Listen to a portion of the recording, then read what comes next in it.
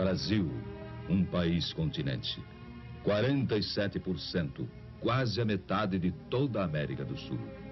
Um gigantesco país cujos pontos extremos, norte e sul e leste e oeste, distam mais de 4.000 quilômetros nos dois sentidos. Um país difícil, que em seu imenso território poderia colocar lado a lado toda a Europa, menos a União Soviética, a América Central, o Japão, a Tailândia, Israel, e ainda sobraria espaço. Este é o Brasil cuja história começamos agora a rememorar. Foi este país gigante, este Brasil de dimensões continentais, o cenário dos fatos que vamos iniciar neste momento. E que começamos a recordar na imagem de jovens que ainda eram crianças quando tudo aconteceu, ou de crianças que nem sequer haviam nascido quando tudo se passou. Dos que não puderam viver as experiências daquela época. E assim, a eles, aos jovens, aos que não viviam ainda, dedicamos principalmente este programa. Bem como a todos aqueles que aos poucos foram esquecendo os dramáticos instantes de 11 anos atrás. Quando o Brasil era outro, era o Brasil de ontem. Uma nação no momento histórico de uma gravíssima opção. E voltemos, portanto, um pouco ao passado. Sem ódios nem rancores, apenas para comparar. Foi há muito pouco tempo, apenas 11 anos. E o Brasil sofria uma de suas piores crises. Greves sobre greves, ameaça de guerra civil, caos quase incontrolável, deterioração econômica e financeira, indisciplina invadindo os quartéis, inflação galopante, forçando para o alto, praticamente a cada semana, os preços de tudo. Foram momentos terríveis.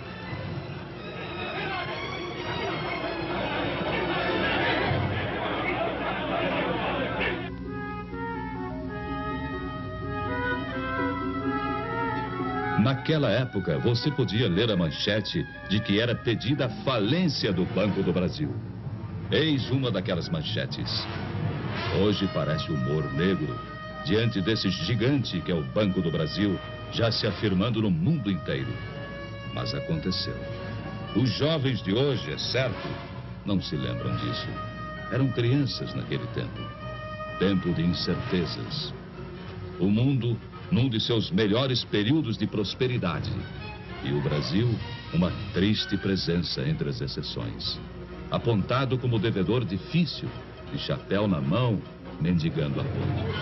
Pedindo o reparcelamento de compromissos financeiros vencidos. Em situação de quase insolvência. E visto por sua importância no continente como um barril de pólvora, cuja explosão levaria também o caos às nações vizinhas.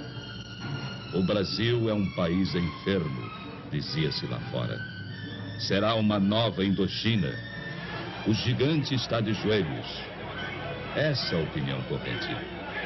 Fazendo ainda mais triste a nossa imagem pelo mundo afora. Pois o que se dizia no exterior apenas retratava nossa real situação, sem saber como seria o dia de amanhã. Ao sabor de sucessivas crises, mergulhados num cotidiano de boataria e de incertezas. Foram tempos difíceis. Você se lembra? Você, chefe de família. Você que não era criança há 11 anos atrás. Vocês que viveram aquele tempo. Vocês se lembram? Ultimatos ao Congresso. Agitações de rua, insegurança, ameaças aos jornais, agravamento da crise econômica e financeira. Já então, total descontrole inflacionário. E tamanha desorganização, tamanho caos, em tudo deixava sua marca. A produção se desarticulava. Faltavam os gêneros de primeira necessidade. Pedíamos de joelhos aos credores que esperassem por nós. Havia greves ao menor pretexto, filas para tudo. E, em última análise, quem sofria era o povo, que era levado às ruas para pedir, talvez nem ele mesmo soubesse o quê. Perplexo, sem ter para quem apelar. À espera de uma solução, fosse qual fosse. E por pior que fosse, melhor seria do que solução nenhuma. pois aos poucos o país ia resvalando para o impasse final. Você se lembra? Facções extremistas ameaçavam entrar em choque e não faziam segredo da posse de arsenais e depósitos clandestinos de munição. Era o caos irremediável que chegava a passos largos. E sobre o caos brotavam já o suborno e a corrupção. Estava se armando o cenário para o capítulo final do drama. Um drama de consequências imprevisíveis e que ninguém na época poderia dizer ao certo como iria terminar. Pelegos, agitadores, bajuladores e adesistas, aventureiros e por trás deles o comando vermelho dos comunistas. E até gente séria, idealista, mas iludida. Havia de tudo. Havia de tudo naquele imenso caldeirão fervente em que se transformava o Brasil. Você se lembra? Não se sabia ao certo quem estava mesmo à frente do país, quem dirigia os destinos da nação. Por isso, não podia haver comando, nem disciplina, nem ordem e nem progresso. E muitos donos se diziam os verdadeiros donos da situação. Foi há 11 anos atrás. Há apenas 11 anos. E hoje, ao documentar aquele passado ainda recente, uma pergunta chega a se impor. Como foi possível aguentar? Como o Brasil resistiu? Pense nisso. Você gostaria de voltar àqueles tempos? De experimentar as mesmas angústias? De sentir as mesmas incertezas e inseguranças? De voltar ao Brasil de ontem? De ler as mesmas manchetes e ver os mesmos espetáculos? A resposta fica com a consciência de cada um. Com a responsabilidade que todos têm diante de si mesmos e diante de todos os demais brasileiros. Março 1964. O drama brasileiro chegava ao auge. A indisciplina e a desordem acabaram por entrar nos quartéis. Desmoronava o princípio da hierarquia. E então via-se o país ameaçado de perder seu último ponto de apoio efetivo na manutenção da ordem pública. Dali em diante, nada mais que o caos absoluto, a desordem total, a violência sem freios nem medidas. E a todos se evidenciou que o Brasil caminhava para o pior. Caminhava para a guerra civil de consequências imprevisíveis. Foi há apenas 11 anos atrás. O peso do medo e da angústia já era insuportável. Falava-se em matar, em fuzilar, em destruir. A união de pelegos e comunistas afiava suas armas. E tudo indicava que nos próximos dias, ou nas próximas horas, brasileiros se lançariam contra brasileiros. No norte, no nordeste, no sul, nas cidades, no campo, em toda parte. Você se lembra? Era o Brasil de ontem. O Brasil de 11 anos atrás.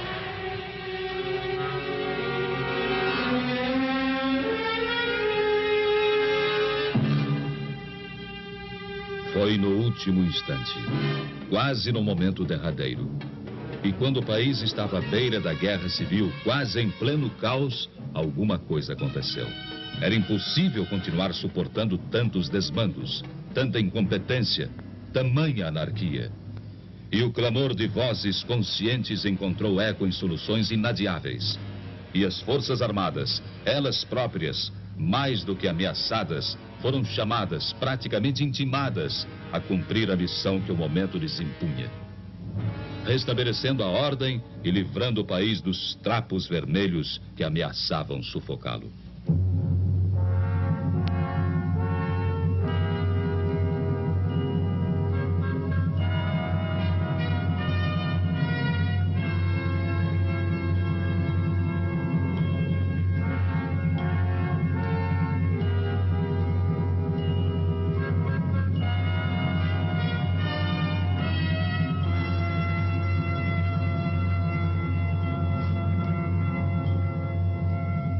Abril de 1964. Tomava posse então o presidente Humberto de Alencar Castelo Branco. À sua frente uma tarefa enorme: normalizar a vida do país, recuperar-lhe as finanças e transpor o hiato havido nos anos anteriores. Um hiato de marasmo e paralisia, tudo isso sufocando o desenvolvimento brasileiro. Foram tempos difíceis. Castelo Branco assumir o posto diante de um quadro inflacionário inédito na história do Brasil. Até o final de 64, caso enérgicas medidas não tivessem sido tomadas, a inflação caminharia para mais de 100%. Seu período foi tipicamente de reconstrução. Restabeleceu a autoridade mesmo à custa de incompreensões de tantos companheiros dos idos de março. Tomou medidas no sentido da restauração do crédito externo do país. Lançou as bases do sistema de planejamentos globais em âmbito nacional e iniciou a retomada do progresso em seu governo. Criou seu BNH, o Banco Nacional da Habitação. Era a ótica do desenvolvimento também no campo social sendo instaurada então. Defeituosa ainda, mas semente de um grande ideal popular. Nos últimos 10 anos, o BNH financiou cerca de 1 milhão de residências. Antes de sua criação, diversos governos haviam levado quase 30 anos para financiar pouco mais de 100 mil unidades residenciais. E Castelo Branco pôde deixar o governo dizendo: entrego ao meu sucessor um país organizado e em ordem.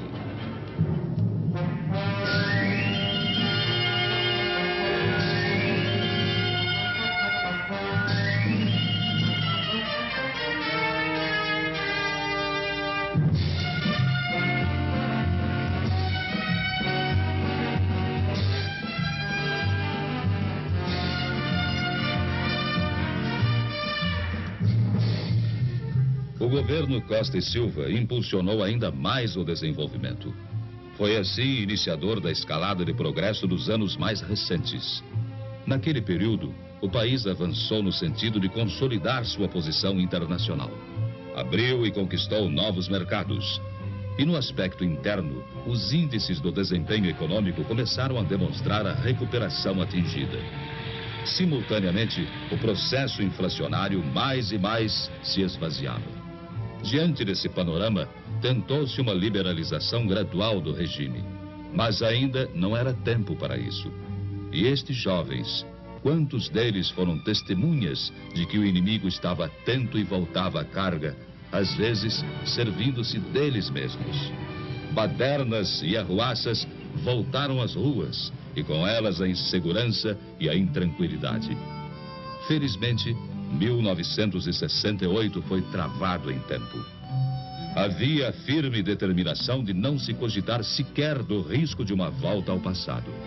Não se permitiria que aqueles anos de recuperação e sacrifício, e de grande sacrifício do próprio povo, fossem desperdiçados. Ficou o saldo negativo. A interrupção de um diálogo que poderia ter frutificado. Um diálogo nem sempre atendido pelos que ainda não se haviam convencido de que o Brasil de 68 não era mais o Brasil de ontem. E em 69, Emílio Garrastazu Médici, presidente. Nova etapa de grandes realizações. E como nunca, o Brasil experimentou o ritmo acelerado do desenvolvimento. Partimos para grandes desafios. Entre eles a conquista da Amazônia, até então praticamente intocada, embora muito falada na voz dos demagogos.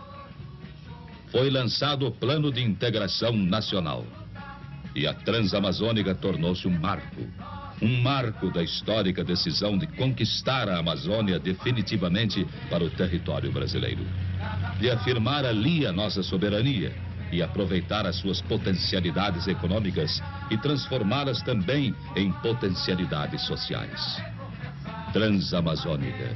As 200 milhas de mar territorial, o Proterra, o PIS e o PASEP na área social, criando instrumentos financeiros de complementação do patrimônio de trabalhadores e funcionários. No governo Médici, lançou-se o primeiro Plano Nacional de Desenvolvimento. Suas metas foram quase todas superadas. E aquele primeiro plano encontra agora sequência no segundo Plano Nacional de Desenvolvimento. Isto demonstra a continuidade de objetivos de desenvolvimento entre os governos da Revolução. Continuidade, sim, mas continuismo, nunca. Continuidade de propósitos, mas jamais continuismo de pessoas ou lideranças carismáticas. Cada presidente da Revolução, em períodos certos, passando a outras mãos o bastão de comando. E veio a posse de Ernesto Geisel, o quarto presidente brasileiro desde os idos de 64. Ao lançar o segundo Plano Nacional de Desenvolvimento, seu governo deixou clara a preocupação social dos objetivos visados. Entre eles, a mais justa redistribuição da renda entre os brasileiros, o fortalecimento da agricultura e da pecuária, bases indispensáveis à manutenção do dinamismo econômico, e na criação da tecnologia nacional, um desafio a ser vencido. E o alargamento do mercado interno se alinha entre as outras prioridades básicas. Prioridades como energia, desenvolvimento nuclear, pois falta ainda muito, mas muito mesmo a fazer no Brasil. E é preciso que o que falta seja realizado no menor prazo possível.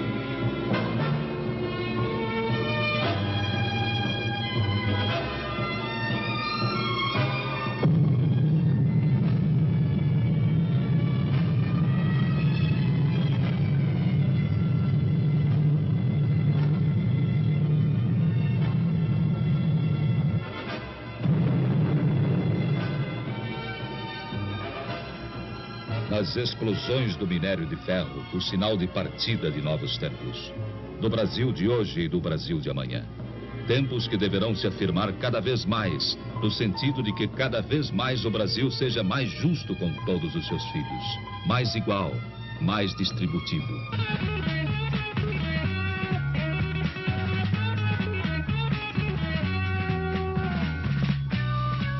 Em 64, a produção de aço era de 2.800.000 toneladas. Hoje, 8 milhões de toneladas anuais. Em 79, chegaremos a 22 milhões de toneladas. São números de enorme crescimento, que comprovam o quanto o Brasil mudou. E o quanto continua mudando e crescendo. Para provar isso, não bastam palavras. É preciso comparar, exibir fatos e números. Sem comparação, nada se deduz. E eles aí estão. Nos últimos 11 anos, nossa siderurgia mais que triplicou sua capacidade. Um enorme avanço, que será outra vez quase triplicado até o final do segundo Plano Nacional de Desenvolvimento. Traçando assim o retrato de um novo Brasil de hoje e um novo Brasil para amanhã.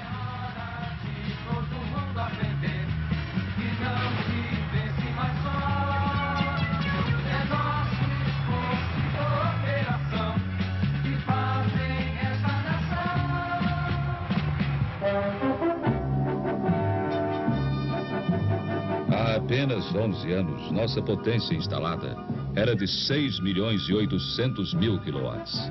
74, 17 milhões. E até 1980, no final desta década, chegaremos aos 28 milhões de quilowatts. Sem energia não há desenvolvimento. Por isso o Brasil acelera a construção de grandes centrais hidrelétricas. E aí está, na imagem que se segue, Urubupungá, o maior empreendimento do gênero no país e um dos 6 maiores em todo o mundo. Na fronteira de São Paulo com Mato Grosso, o complexo hidrelétrico de Urubupungá é formado por 2 grandes usinas. Uma delas, Jupiá, a outra, Ilha Solteira. Ambas represam as águas do Rio Paraná. E sua potência instalada final irá a quase 5 milhões de quilowatts. Ainda no mesmo rio, o Brasil e o Paraguai iniciarão em breve as obras da maior hidrelétrica de todo o mundo, a usina de Itaipu, no gigantismo de uma capacidade instalada entre 10 e 12 milhões de quilowatts. São números do Brasil de hoje e do Brasil de amanhã. Um país que busca também, no átomo, fontes de energia para uma crescente demanda futura. Em Angra dos Reis, estado do Rio de Janeiro, estamos construindo nossa primeira usina nuclear. Mais 2 serão lá instaladas. E outras a seguir virão se incorporar ao parque energético do país. Pois não demorará muito e o consumo de energia terá esgotado a capacidade de suprimento hidrelétrico. Assim, a médio e longo prazos, a alternativa é o átomo. E até o ano 2000, grande parte da energia consumida no Brasil será de origem nuclear.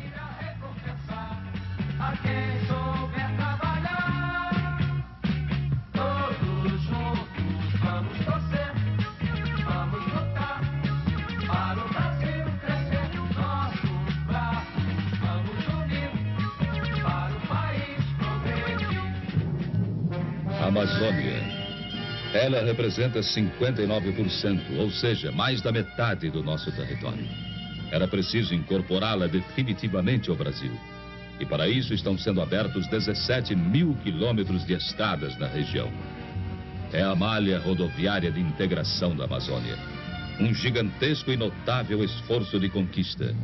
Dos 17 mil quilômetros, 12 mil já estão prontos. E tudo isso foi feito num prazo recorde. Feito por você brasileiro, nos últimos 5 anos. Provando assim que, afinal, estamos sabendo ter pressa. Pressa que é sinônimo de reconhecimento do quanto falta realizar. E do quanto o Brasil precisa ainda de trabalho, de esforço, para queimar etapas na construção de seu futuro. A Transamazônica, estrada que desfechou grande esforço de conquista, tem cerca de 6 mil quilômetros. Essa distância equivale a um percurso semelhante ao que liga Lisboa a Moscou. E somente isso dá uma boa medida do seu significado. Transamazônica, Perimetral Norte, Cuiabá-Santarém, Manaus-Porto Velho, Manaus-Boa Vista. Estradas que são vanguarda de colonização e que abrem caminho à descoberta de fabulosas riquezas minerais. Assim como a implantação de grandes projetos pecuários e madeireiros. É a Amazônia, por fim, se incorporando efetivamente ao Brasil. É a Amazônia do urânio, dos não ferrosos. É a Amazônia do Brasil de hoje. 1964, 183 mil veículos produzidos. Este ano, mais de 1 milhão. São números que representam 2 Brasis, o de ontem e o de hoje. Não que o de agora seja perfeito. Falta muito, mas muito mesmo, para que nos aproximemos do que o povo precisa. Mas o importante é que se trabalha para isso. Cruzar os braços ou lamentar o que falta, em nada melhora a situação. A mentalidade de outros tempos, o palavrório e a demagogia não voltarão. Não podem esconder a verdade dos fatos. E hoje, quando comparamos presente e passado e reconhecemos que não estamos nem na metade do caminho, que dizer de há 11 anos atrás?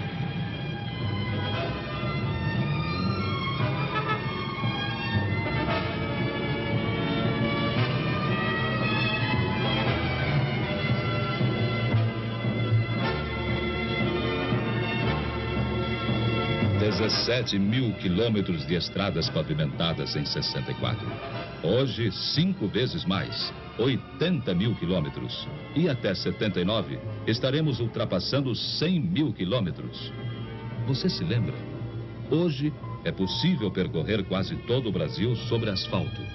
E ontem? Do extremo sul ao nordeste, do nordeste a Brasília, pelo litoral e pelo centro do país. Mais alguns meses e a última capital brasileira, ainda não atingida, verá o antigo sonho realizado. E com a inauguração da Manaus-Porto Velho, seu isolamento terá fim. Estará chegando a Manaus a primeira estrada, uma estrada asfaltada. Uma fita negra de esperança cortando a Amazônia e ligando Manaus ao Brasil. E recuperamos as ferrovias, agora prioridade número 1 na política de transportes. Muito breve, a nova ligação São Paulo-Belo Horizonte verá suas obras iniciadas. Surgirá assim a Ferrovia do Minério, eletrificada de ponta a ponta, colocando nosso país entre aqueles que possuem traçados ferroviários de primeira categoria.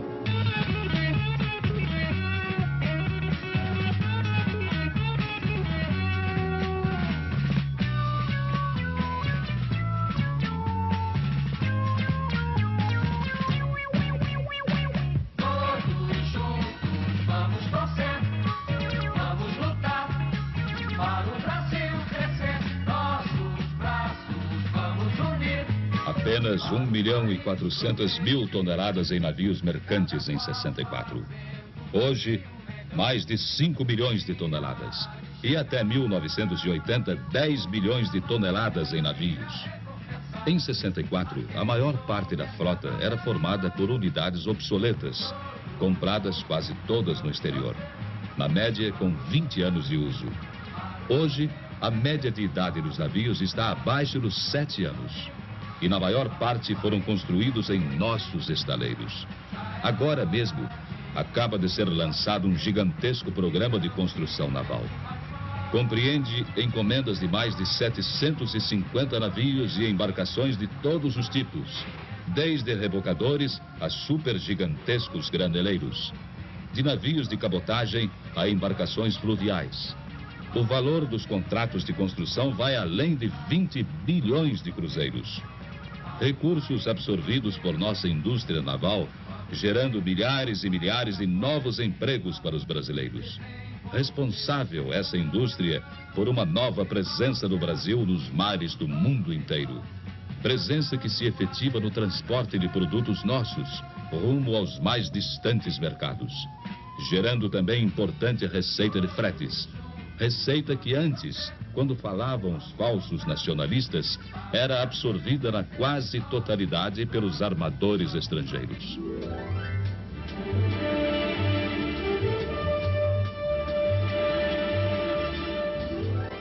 (1964) Exportações, 1 bilhão e 400 milhões de dólares. No ano passado, 7 bilhões e 500 milhões. Vamos alcançar 20 bilhões em 79. Esses números mostram quanto evoluímos no comércio exportador. É trabalho de brasileiros comprado pelo estrangeiro. E se compararmos hoje nossas exportações de manufaturados com as exportações totais de 64, teremos uma surpresa. O ano passado, a receita em dólares de nossas vendas de produtos industrializados superou 2 bilhões e 300 milhões de dólares. Só em manufaturados, quase o dobro de tudo que conseguimos exportar em 64. Um reflexo da nossa expansão industrial. Pois note-se que em 50 exportava-se mais que em 64. Ao invés de evoluir, portanto, antigamente estávamos andando para trás. Hoje, competimos em preço e qualidade. Por isso mesmo, temos sido alvo de medidas discriminatórias contra o ingresso de nossos manufaturados em outros países. Menos na Europa, muito mais nos Estados Unidos. Mas hoje temos altivez, dignidade, brasilidade, coragem e competência para enfrentar os que pretendem intimidar o nosso desenvolvimento. Temos agilidade para isso. Abrindo o leque dos clientes, não importando a ideologia dos compradores. Usando o poder de barganha que o próprio mercado brasileiro, tão cobiçado lá fora, agora nos oferece. É o Brasil, um novo Brasil, o Brasil de hoje. Um Brasil que você só pode ter ideia do que ele representa, embora tanto falte fazer, se você se recordar do passado que ficou lá atrás. Há 11 anos atrás, o nosso produto interno bruto era quase ridículo, 20 bilhões de dólares. Saltamos para 80 bilhões em 75. Chegaremos aos 125 bilhões em 79, quando estiver cumprida a etapa do segundo Plano Nacional de Desenvolvimento. O produto interno bruto é o retrato do que se produz no país. Daí a sua importância como forma de avaliação. Avaliação que corresponde a um diagnóstico nem sempre agradável.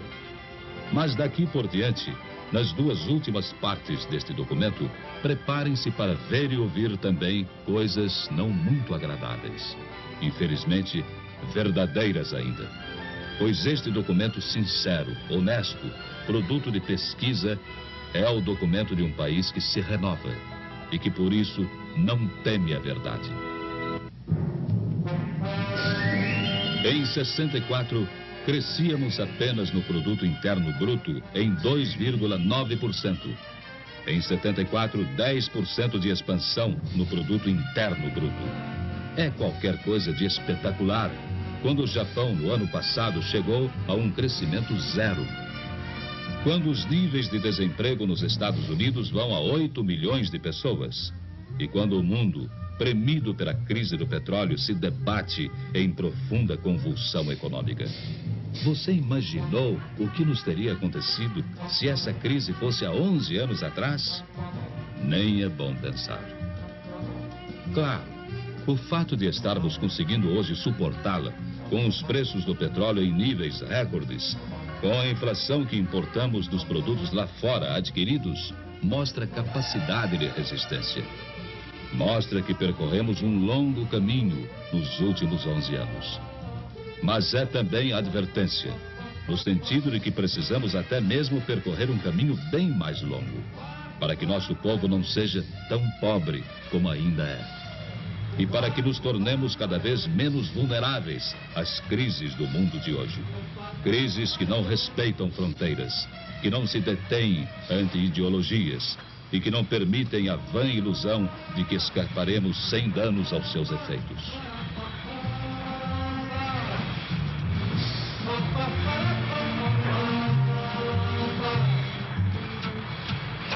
Lá fora, no estrangeiro, temos sido motivo de admiração e confiança.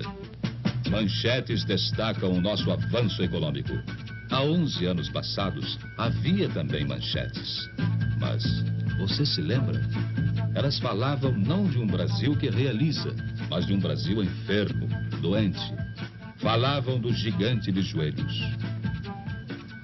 Hoje, boas e más notícias nos chegam instantaneamente de todo o mundo. E o Brasil está internamente coberto por micro-ondas. Deixou no passado de apenas 11 anos sua condição de país ilhado em mutismo, cego, surdo, mudo, que falava, mas precariamente com o mundo, e que mal podia se comunicar dentro de seu próprio território.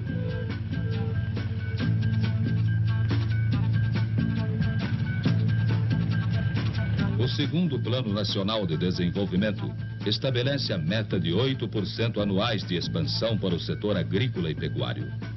E os investimentos na atividade rural irão acima de 100 bilhões de cruzeiros. O objetivo maior é o de dar técnica ao trabalho do campo, virtualmente triplicando até 79 o uso de equipamentos, matrizes, adubos e defensivos.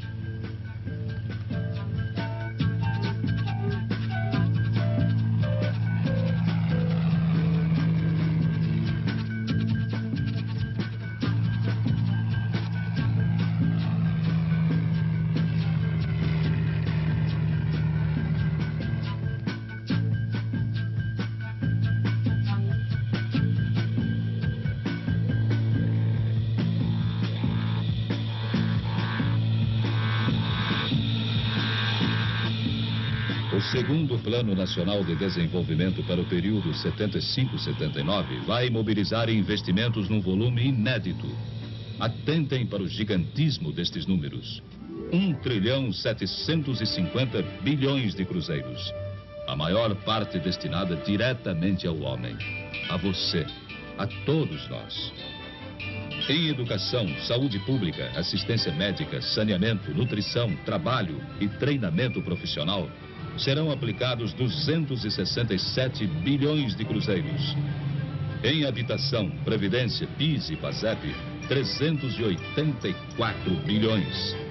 E no desenvolvimento social urbano, 110 bilhões. Total, quase 800 bilhões de cruzeiros, bem próximo da metade das inversões programadas pelo segundo Plano Nacional de Desenvolvimento.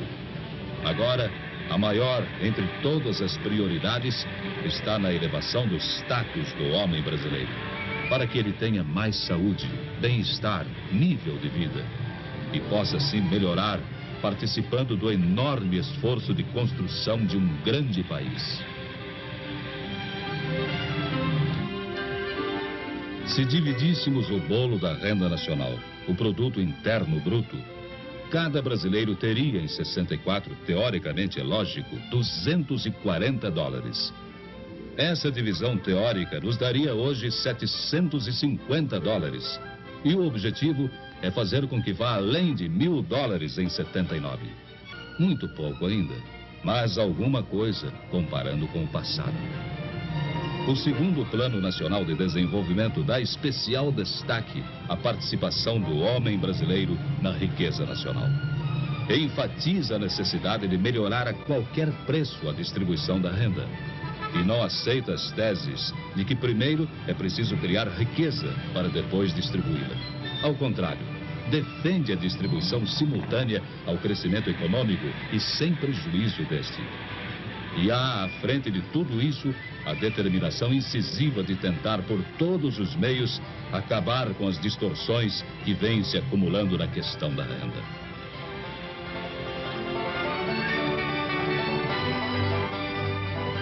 Na década de 40 a 50, a vida média do brasileiro não passava de 43 anos. De 60 a 70, a expectativa de vida saltou a 59 anos. É alguma coisa. Mas não significa que estejamos sequer próximos do mínimo satisfatório. Pois se muitos melhoraram de vida, há ainda legiões de subnutridos, de portadores do mal de Chagas, da esquistossomose, do impaludismo, da tuberculose. São vítimas do subdesenvolvimento, do subemprego, da condição de gente que não chega a participar da vida econômica do país. Para essa legião de brasileiros, infelizmente maioria, reconheçamos, desenvolve-se agora todo um trabalho, no menor prazo de tempo possível, num compromisso de justiça, compromisso de melhor distribuição da renda, de abertura de oportunidades de emprego, de educação, saúde, para os que nascem, para os que vivem, para os que não morrem ao nascer. São metas do segundo Plano Nacional de Desenvolvimento, pretendendo diminuir essa massa terrível daqueles que ainda não encontraram um lugar ao sol.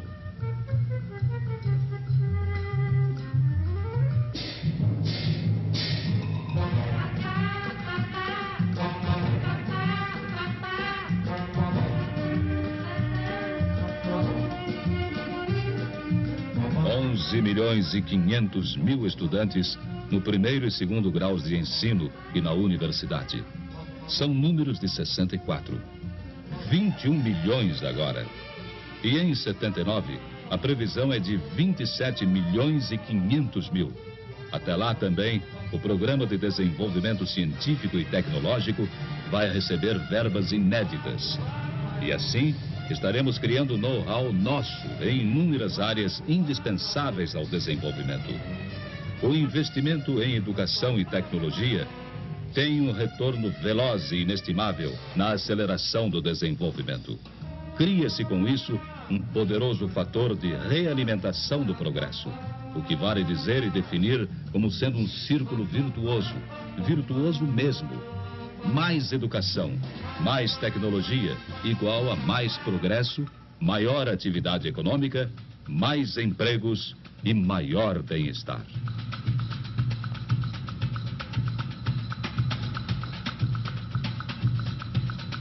Com tudo o que mostramos a vocês até agora, não dissemos nunca que o Brasil é um paraíso.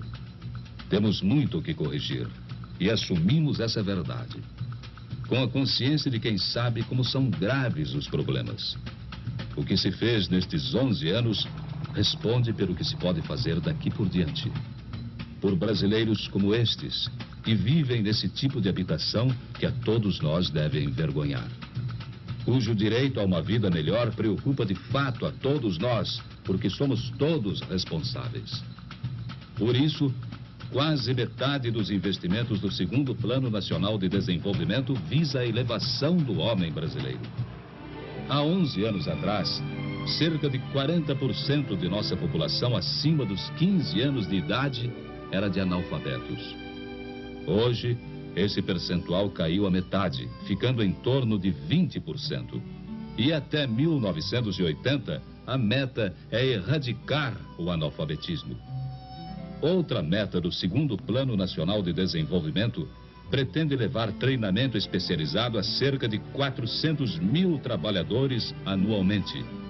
E treinamento especializado equivale à melhor posição profissional. No período 75-79, o segundo PND estimou um aumento da oferta de trabalho a taxas de 3,5% ao ano. Até lá, 6 milhões e 600 mil novos empregos serão criados em todos os setores. Mas precisamos acelerar ainda mais o passo, para que um número cada vez menor de brasileiros como esses sofra as agruras da miséria, dos desníveis regionais, das endemias, da subnutrição. Pense nisso, como todos estamos pensando, para que a gente nossa não viva mais assim. Basta prosseguir, acreditar, para que esta obra de gerações se torne o mais rápido possível realidade pela renovação.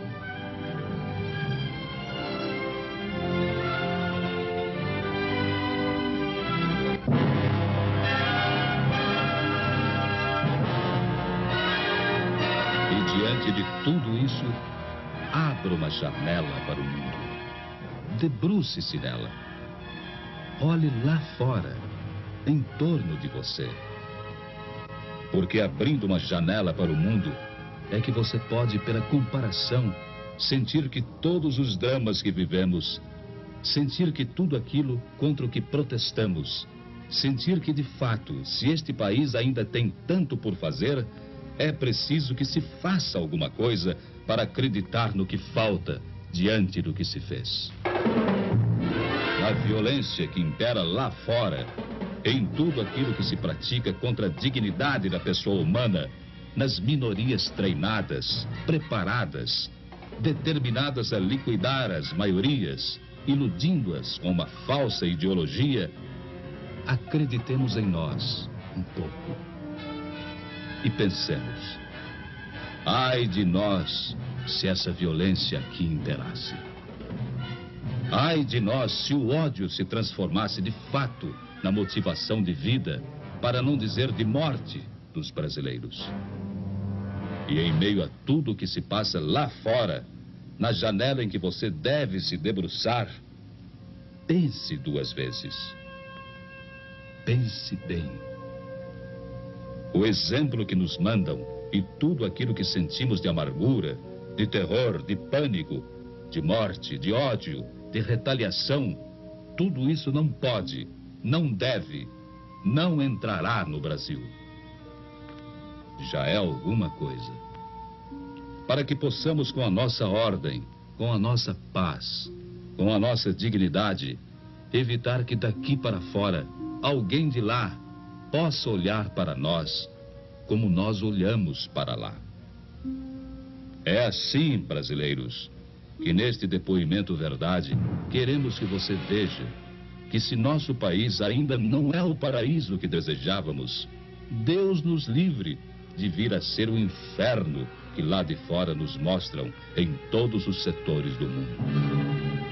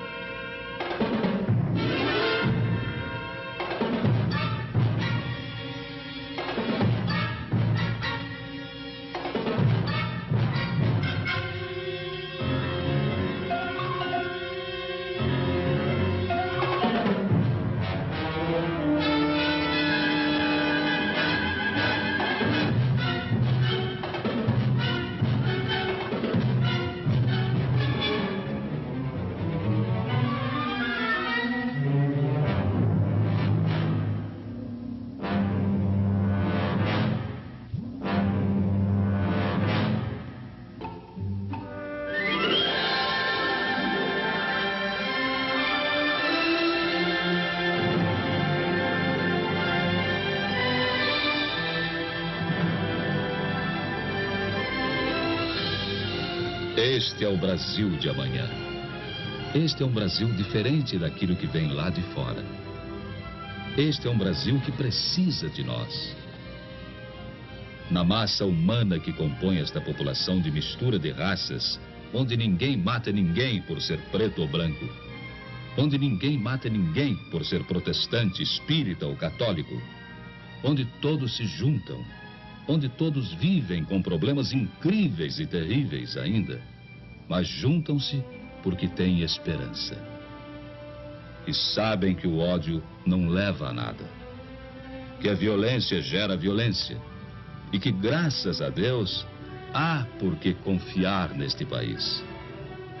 E se tudo aquilo que aqui mostramos, num depoimento verdade, valeu por alguma coisa, nestas palavras finais, a nossa certeza de que todos nós, discordando nos limites da discordância digna e respeitosa, possamos, pelo debate livre e consciente, encontrar nossas próprias soluções dentro de casa, porque certamente, se assim agirmos, e se como brasileiros que somos, trocarmos ideias e só ideias, será possível alcançar a meta final de levar todo esse desenvolvimento dos últimos 10 anos à população inteira.